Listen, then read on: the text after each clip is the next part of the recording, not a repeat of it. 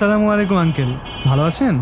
ভালো আর থাকে কিভাবে বাবা, তোমার বন্ধু যা শুরু করেছে। কেন আঙ্কেল, কি হয়েছে?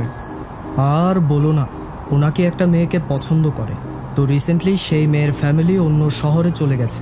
মেয়ের বাবার চাকরিতে ট্রান্সফার হয়েছে, সে কারণে আর কি। এরপর থেকেই তোমার বন্ধু ঠিকমতো খাওয়া দাওয়া করে না, স্কুলে যায় না, এমনকি কারোর সাথে ভালোভাবে কথাও বলে না। বলেন কি আঙ্কেল? তোমার আন্টির তো ধারণা রিফাত মাদকাসক্ত হয়ে পড়েছে। সেদিন নাকি ওর ঘর গোছাতে যে কী সব পেয়েছে। সর্বনাশ! হ্যাঁ বাবা, তুমি একটু কথা বলবে ওর সাথে?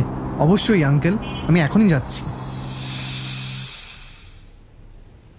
কিরে, তুই নাকি দেবদাস হয়ে গেছিস? আমি ঠাট্টা করার মুডে নাই তুর্য। তাহলে কিসের মুডে আছিস? জানি না, আমার কিচ্ছু ভালো লাগে না। ভালো লাগে না বলে তুই মাদক নিবি? কিন্তু আমি তো কোনোভাবেই ওকে বলতে পারছি না। শোন রিফাত, মাদক কোনো কিছুর সমাধান দিতে পারে না, বরং আরো অনেক সমস্যা তৈরি করে।